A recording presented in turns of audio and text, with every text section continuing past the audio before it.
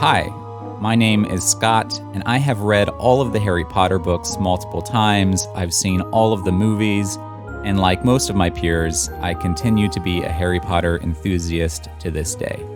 And I'm Becki, and I have never read a Harry Potter book or seen any of the films, which makes me the ultimate Muggle.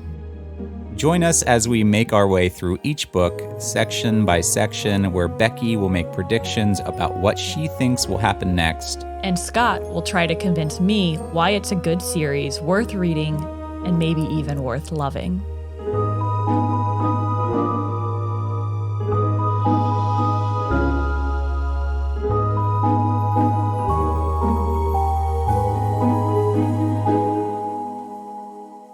Hi everyone, welcome to A Muggle's Guide to Hogwarts, where we are going to continue to explore the Harry Potter series with the ultimate Muggle, someone who has never read the books or seen the movies and really has no intention to ever do so, except now I'm making them do it. Yeah, I can't say that anymore. I can't say I have never opened a Harry Potter book because this week I read the first 3 chapters of Harry Potter. I'm so sorry that I took that away from you. I'm not a Harry Potter virgin anymore. I'm so sorry. It feels a little strange. You can't act like you have no idea what's going on when people talk about Harry Potter. I can't. Man, that must be hard for you. Well, welcome to the world that everyone else is living in. I'm glad you're here. And today we are going to talk about the first 3 chapters of Harry Potter and the Sorcerer's Stone. Because Becki read those 3 chapters, and so did I. And we're going to have a discussion about kind of what goes on. Becki has a lot of questions and a lot of notes and thoughts that she wants to get through. But we're also going to talk about what was right in her prediction, what was wrong in her prediction. And then at the end of this episode, Becki is going to make her prediction for the next 3 chapters of Harry Potter and the Sorcerer's Stone, chapter 4, 5, and 6. Yeah, I think maybe I'll do better on my predictions this time because I have a little bit more of like a base of knowledge and like how it might flow and some of the characters. I feel like I was just way shots in the dark last time. You feel like you'll do better with your predictions? Because I don't know. I feel like the prediction for the first 3 chapters of the book, it was pretty good because like that is kind of well known. Like I feel like the start of the story is pretty well known. Sure. Well, we'll get into it. We'll get into it later. Yeah. Well, and this next section's a doozy, so we can talk about that. Okay. So I guess we should just start with talking about those 3 chapters overall. So the chapters that you predicted and read are The Boy Who Lived, The Vanishing Glass, and The Letters from No One. And for anyone listening that needs a little bit of a refresher, that first section is when Harry arrives at the doorstep of the Dursleys, and we learn a little bit about his life growing up in the cupboard under the stairs. They go to the zoo for Dudley's birthday, and then he starts receiving letters, and eventually they go to this isolated shack where Hagrid knocks down the door, and that's kind of where those first 3 chapters end, is with Hagrid knocking down the door in the isolated shack. So what did you think? What are your first reactions and thoughts about the first 3 chapters? Yeah, my kind of initial reaction to the section as a whole, obviously it's my first time reading this writing style, and I thought it was surprisingly clever and funny. I didn't expect to kind of like giggle and laugh as much as I did. And because we read them out loud together because we're dorks. and I was like, I found them very humorous. Can you tell me like a specific moment that you thought was very funny?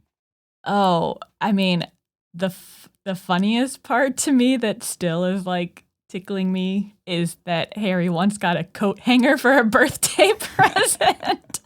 I thought that was really funny.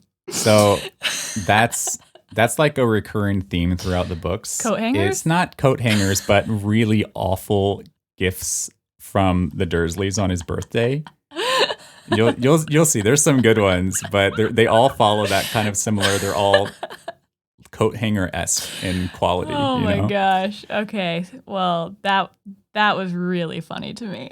Well, first of all, you lied to me a little bit. What did I do? What did I say? You said Harry Potter was a main character in all of the chapters, and he was not really even in the first chapter. So he's pretty important. I'm sure he's mentioned several times he is, in the but first he doesn't chapter. actually show up until the very end. So the first chapter is just about the Dursleys and just setting up this awful, miserable world that they live in. I think, to contrast with the magical world we're supposed to be inspired by. So I feel like the first chapter was a lot about getting to know the Dursleys, which I thought they had really funny descriptions. I liked how their physical description matched some kind of personality trait around them. Like in particular, like Mrs. Dursley with her long neck so she could see over into the neighbors. Mm-hmm. Like she's like a nosy Nancy, but then she talked about the long neck and I was like, oh, that's funny. I like that.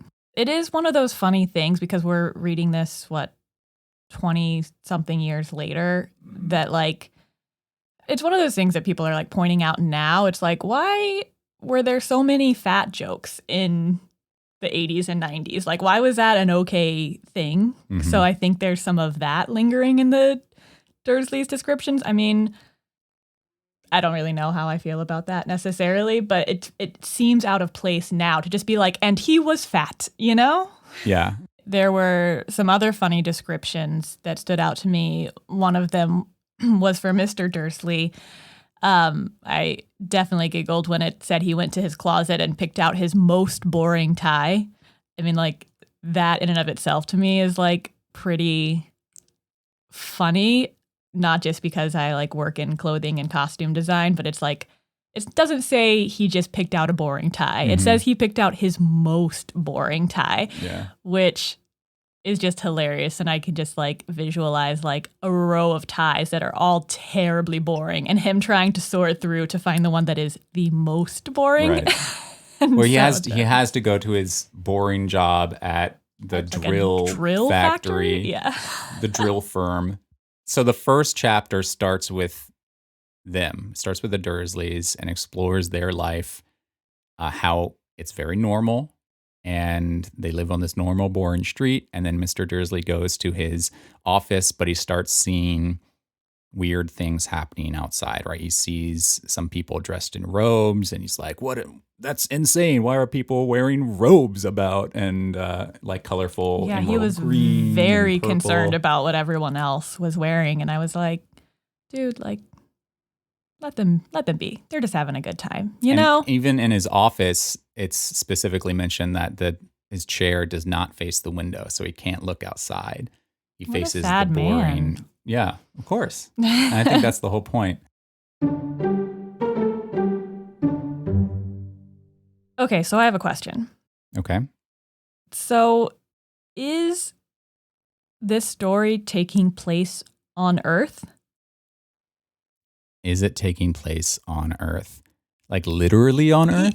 I guess. I'm not even quite sure what I mean, but there are some, like, is it supposed to be like, this is Earth and there's this magical realm that we just can't access as normal people? Or is this a kind of alternate reality where this magic and this non-magic coexist? So you're going to learn more about this literally in the next section, but I'll just say, yes, this is taking place on Earth, on the Earth that you know. This isn't like some alternate universe or anything. This is taking place on the Earth that you know, and all of the wizards and the magic element to it is kind of hidden from these Muggles. So then whenever he's seeing all these people in robes and things, and it stands out and he, is bothered by it, I don't know, he also talks about them like disappearing. He does? Maybe. Yeah, I think so. Yeah, Like he'll he turn might. back around and they'll be Mhm. gone. And so I'm just like, what? Like, how does this magic world and this non-magic world interact, and how do they coexist? Well, you'll learn more about that, and you'll also learn a little bit more about the magic itself that wizards and witches possess and are able to do. And I think that just adds to the magical element. Like he is looking around, expecting a normal drive to work, and then all of a sudden he sees these weird people out. And when he turns to look again, they're not there, and that also kind of adds to the mystical, magical mystery of it all. Hmm. I say don't overthink that too much. And just as you go into these next 3 chapters, you'll definitely learn a little bit about how the magic world goes along parallel to the Muggle world and how it's hidden a little bit from view. Okay. Yeah. Okay. So kind of along with that, we did meet some magical people as well, not just the Muggle family. Right. There were a couple of magic. Yes, there were we people met that you think are magic. Right. The cat who is Minerva McGonagall. Yes. And we met Dumbledore.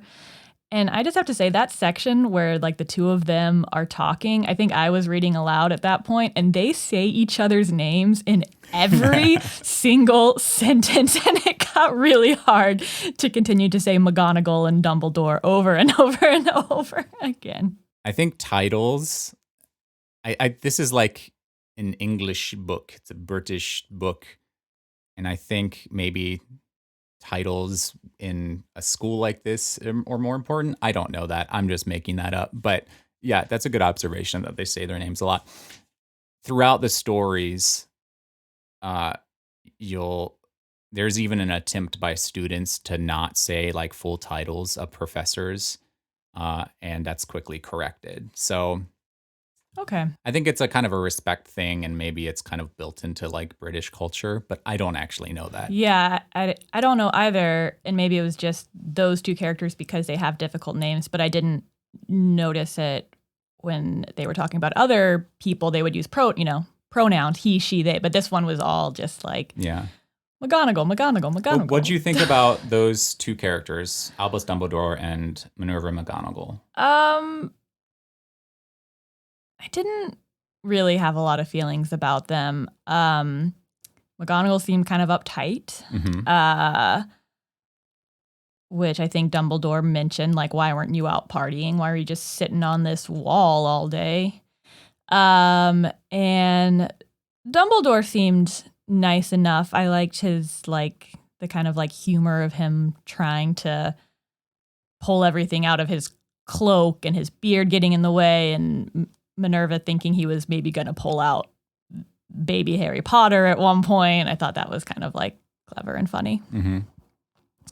But I didn't really have a lot of feelings about their characters yet, except like, I just feel like it's such a terrible place to leave a baby. And why would they do that to him? Like, I know that they kind of explained it, but like there was no other alternative. What was their explanation for leaving Harry?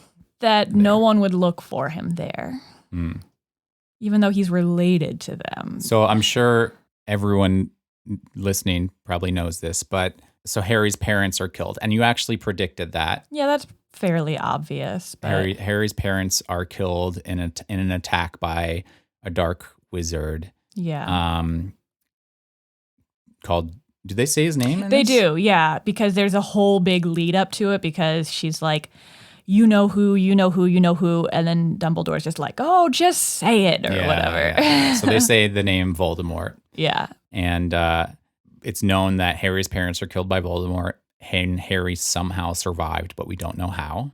And so they go and retrieve Harry, and Dumbledore thinks they should leave Harry at the Dursleys, which are his aunt and uncle. So not actually...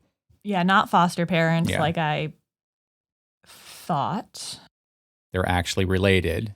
Right. Which is interesting because Harry's a wizard. And the Dursleys are clearly not, right? Yeah, I did notice something really strange or weird. So his parents' names were James and Lily, and his aunt's name is Petunia, who is Lily's sister. Yeah. So they're both named after flowers. That's all. That's a really good observation. Is are petunias like not as cool as lilies? I have no idea, but I just am wondering about their family. Like, I don't know if this book will ever go, like, who were Petunia and Lily's parents? Were they magical or muggle or mixed? Or how did you get one of one and one of the other? Or was there a big rebellion?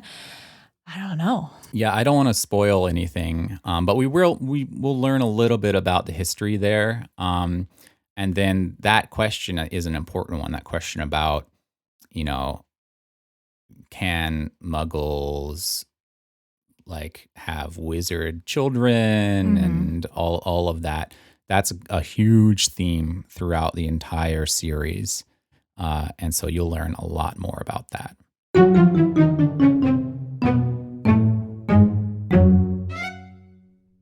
Okay, chapter 2 is called The Vanishing Glass.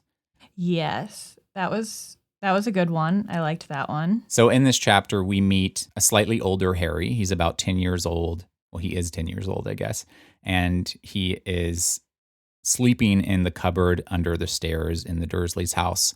And we meet an older Dudley. I guess we meet Dudley for the first time.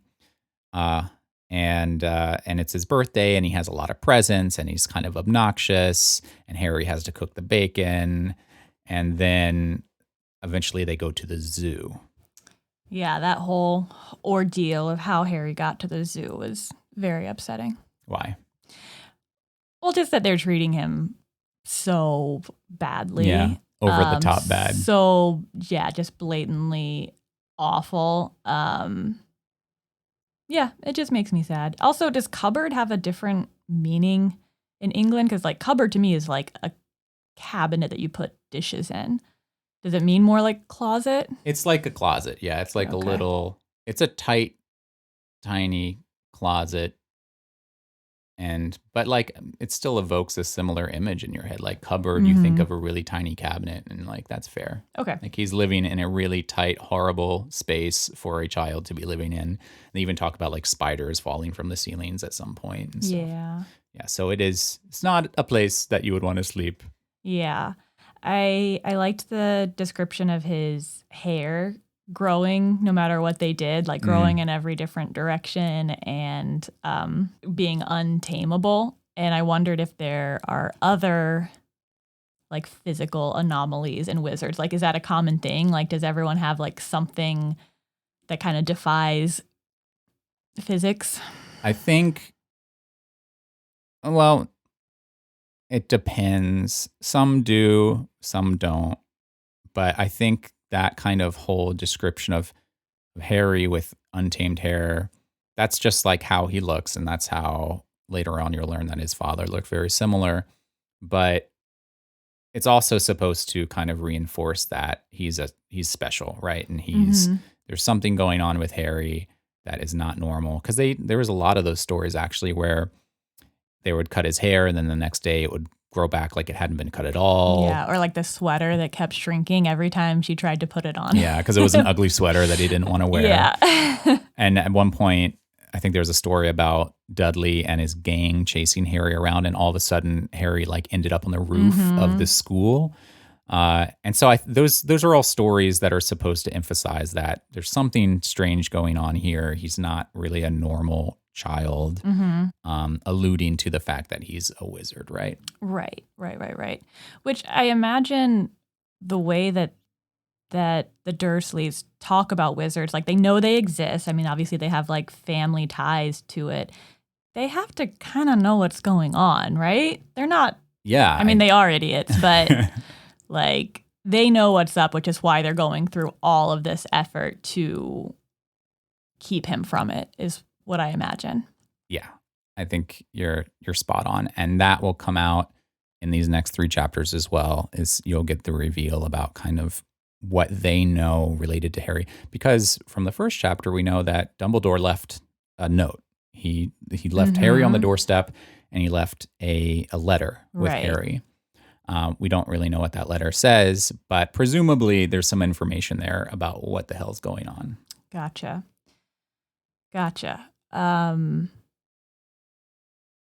So then we go to the zoo and we meet the snake. What do you think of that whole interaction?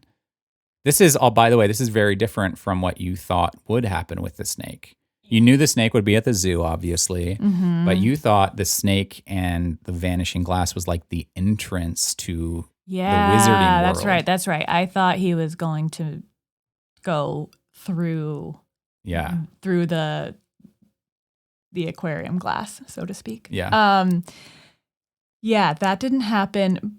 And I wonder if I'm like thinking too hard about this, because that's very possible. But the little interaction between the snake and Harry, I felt like there was kind of like they were drawing a line between the similarities of them. Like the snake is in this really small space. It's too small for him. He's not where he belongs. He's never even been to Brazil, where he came from, because he was like born in captivity. And then so I was like, well, is that kind of like a metaphor for Harry trapped in this cupboard, trapped on regular Earth, non-magic Earth? I think that's very clearly a metaphor for Harry's life. Okay. Well, but then I wasn't thinking too hard about it. No, don't think too hard about it. But I think there's a couple weird things that happen here. First off, Harry is talking to this snake, right? And the snake acknowledges him and doesn't talk back, but he like can gesture towards things. Like he gestures towards the sign that says he's from Brazil and raised in captivity, and he like nods a couple times. So it's revealed that the snake can understand Harry, and also the glass to the case vanishes, like the title of the chapter. So those are kind of like the two shocking moments in this chapter. Well, and then the snake gets out, right? The snake does get to like leave and be free. Yeah. The snake gets out and like snaps at the heels of like playfully snaps, I think, at some people as it slithers away. I hope that snake's having a good time. Yeah, me too. I think everyone does. Hopefully he made it to Brazil. It probably didn't. He probably quickly got caught by zoo staff. And put back in that exhibit. He's free. Working in an aquarium, I can tell you he probably didn't make it to Brazil. Okay. I'm sorry. Maybe someone took him there.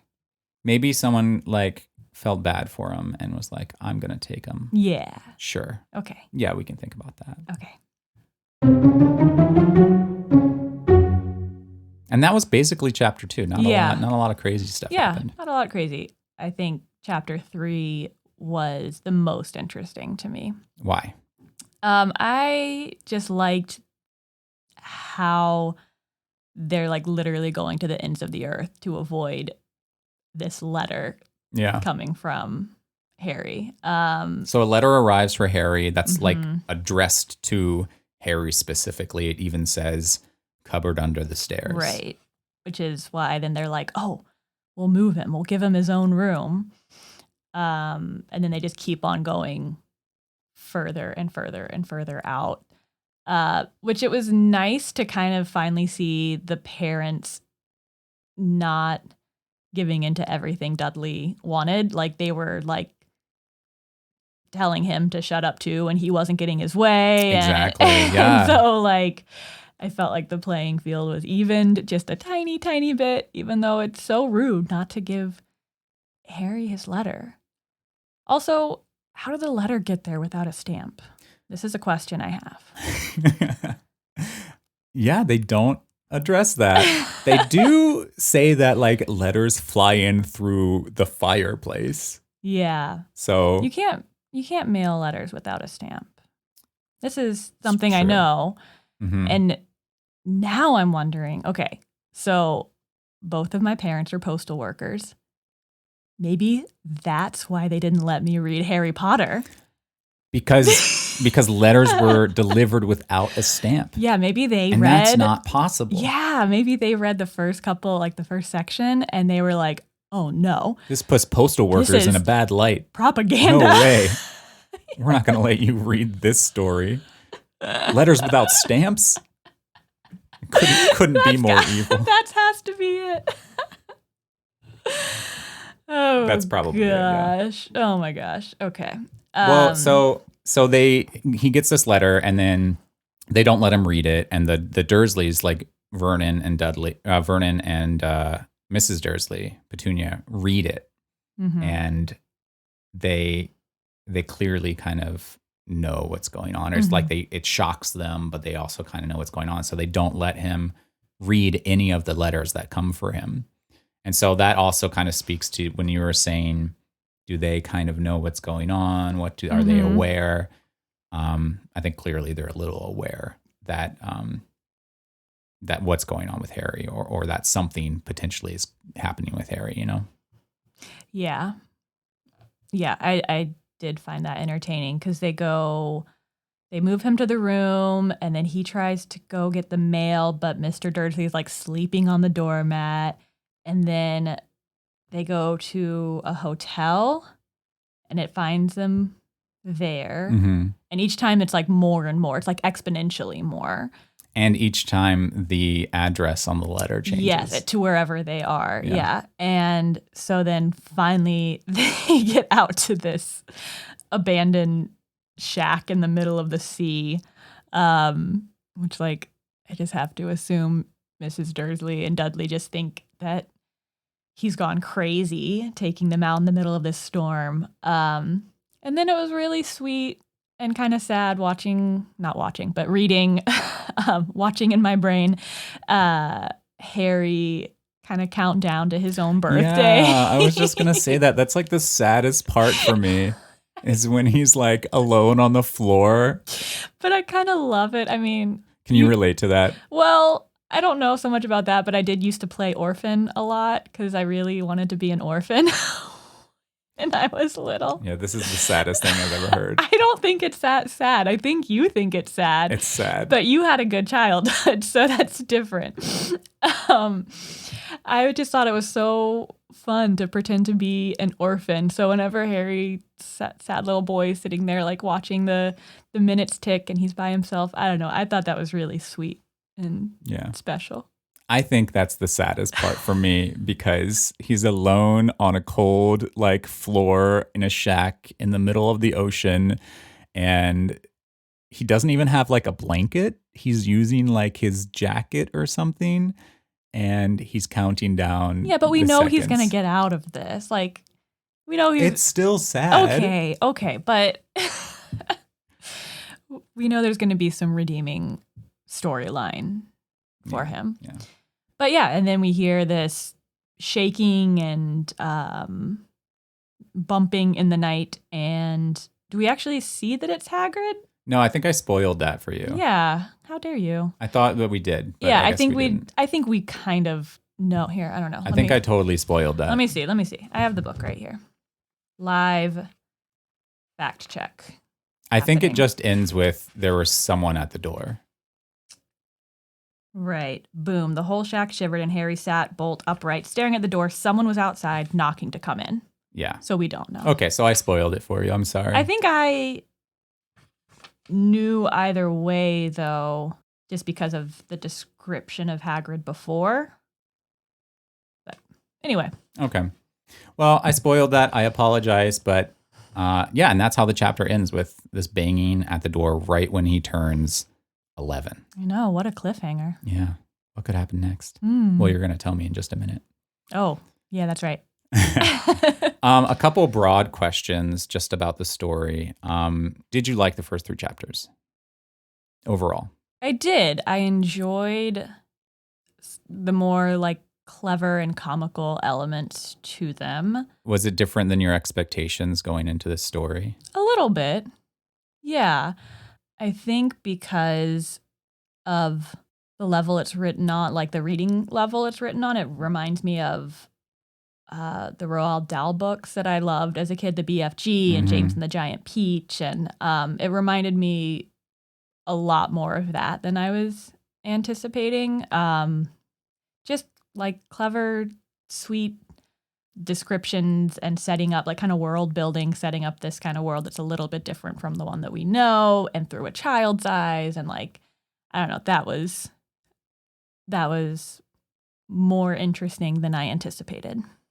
What didn't you like about the first 3 chapters? I mean, I mentioned some of the things already. Like, I didn't like that some of the descriptions of people were just that they were fat. You didn't like the over-the-top kind of caricature descriptions? I didn't love just how awful his aunt and uncle were to him, and that knowing that the, bigwig magicians left him there for the first 11 years of his life.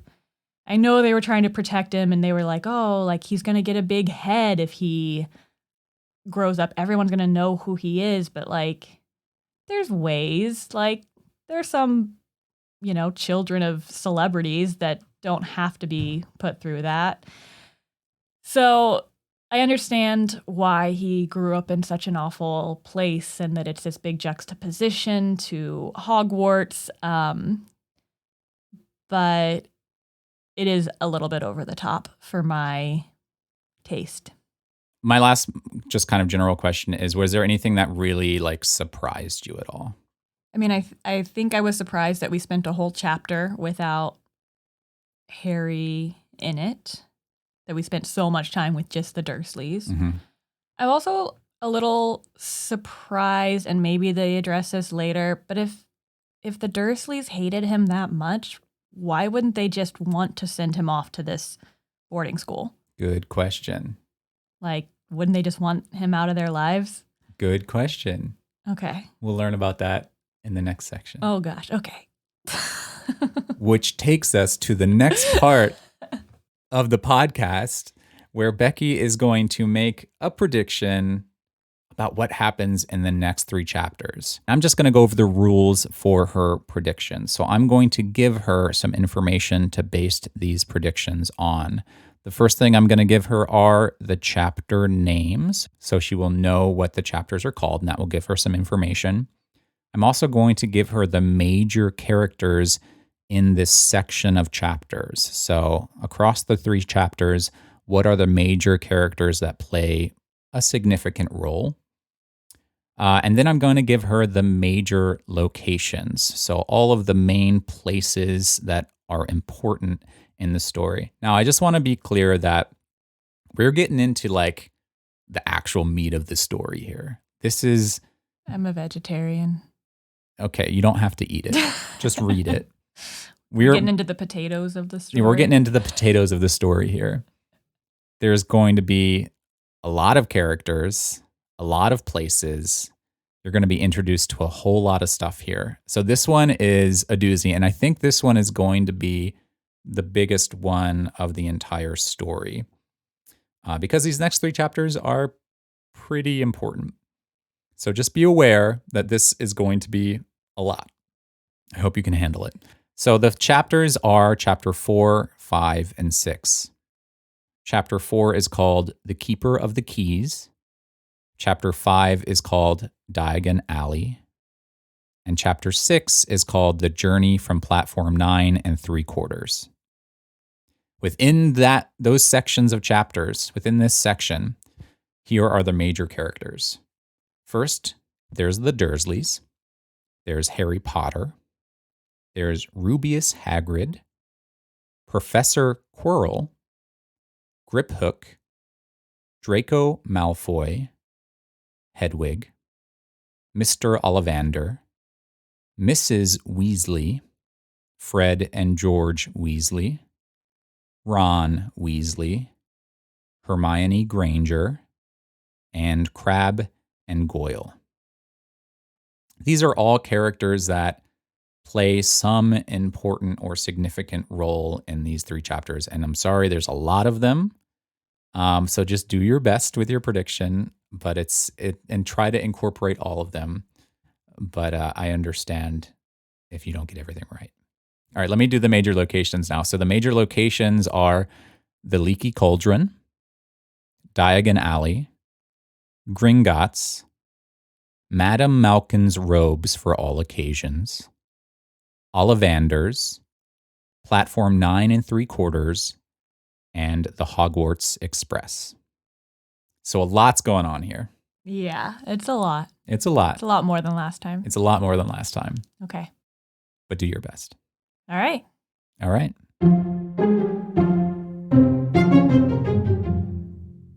All right. There's a lot to get through here, so I'm going to try to go pretty quickly and cover all of these characters and locations.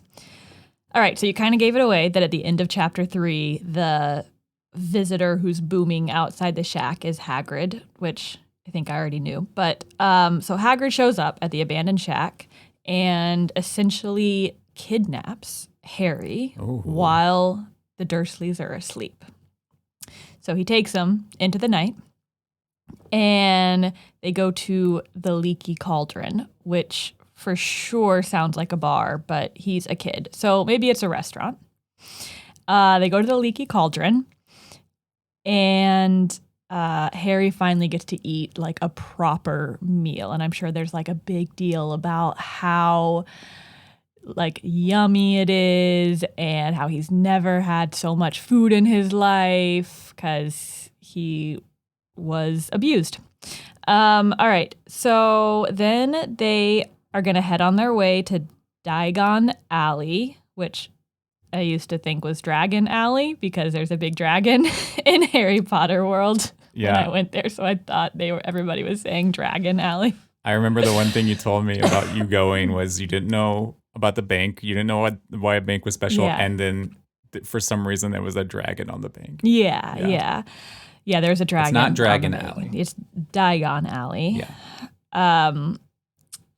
Yeah, and so I think that's the place that I've been to. I think that's kind of what the little setup at Harry Potter World, the little village, I called it. I think that is supposed to be Diagon Alley.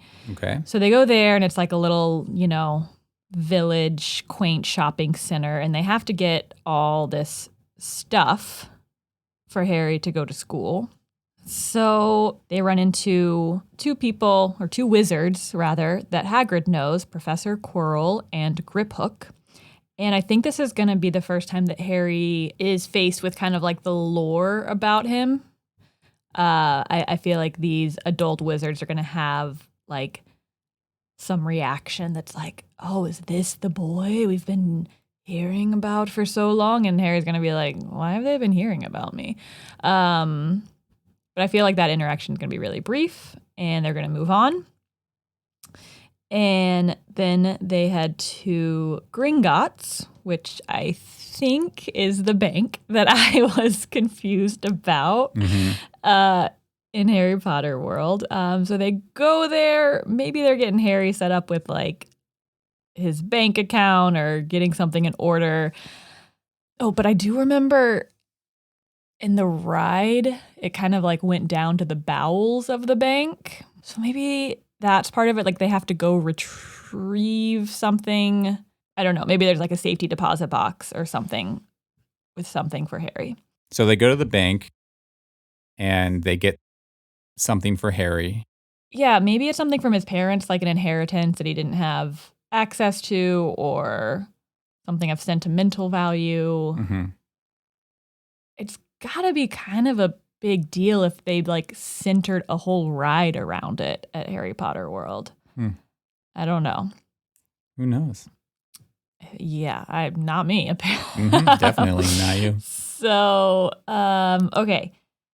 After the bank, they go to this Madame Malkin. Is that what it says? Yeah, Madame Malkin's. Madame Malkin's robes for all occasions. So I think he has to get his wizard robe. So they do the whole like fitting thing and they pick out the right robe. Maybe there's a fun like montage of him trying on all these robes that aren't right, Book montage. A good book montage. Yeah. Like this one is too green and this one is... Yeah, I don't know.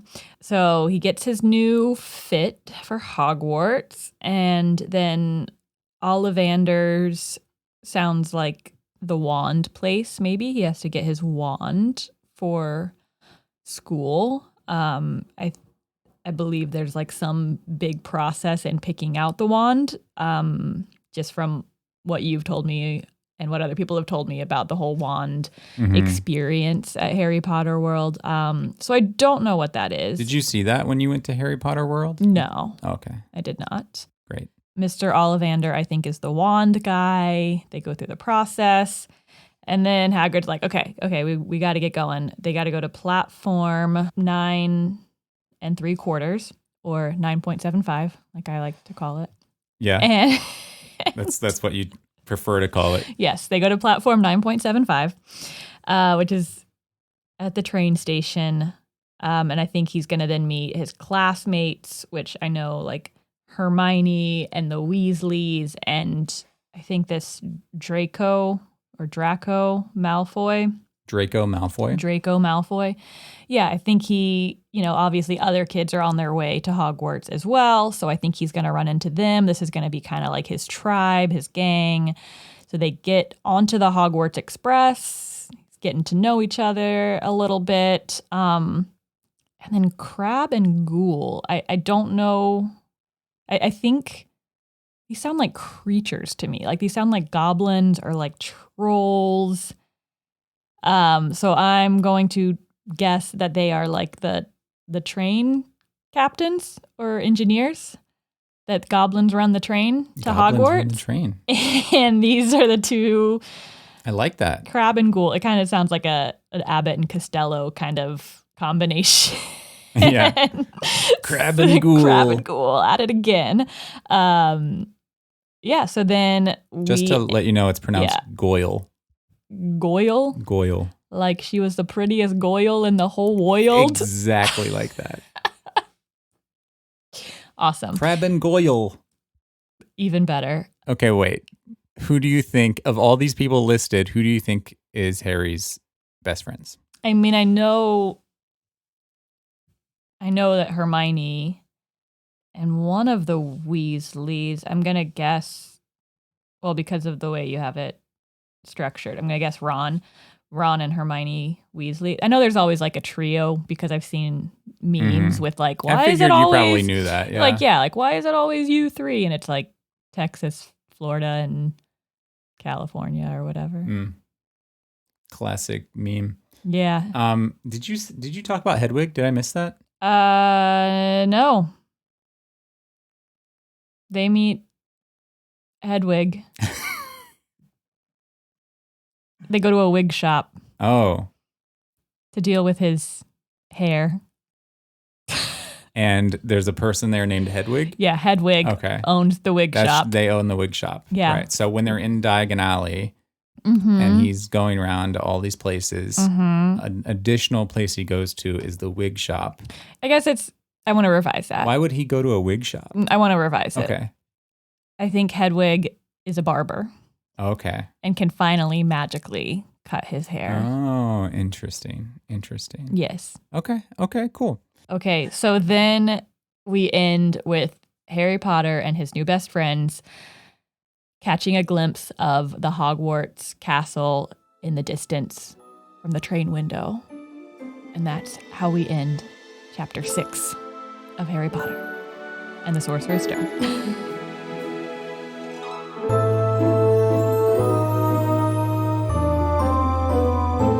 Thank you for that prediction, Becki.